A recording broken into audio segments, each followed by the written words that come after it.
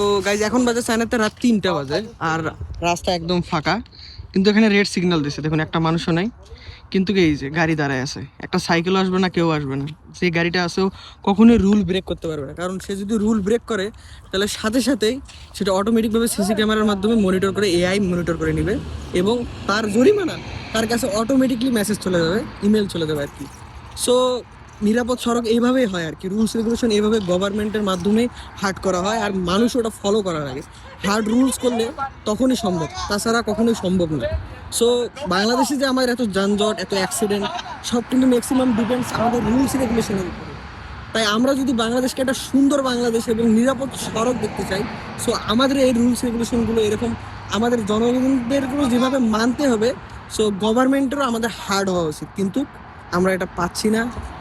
আশা করি আমরা এই দিনটা দেখতে পারবো এবং নিরাপদ সড়ক পাবো। আসসালামু আলাইকুম।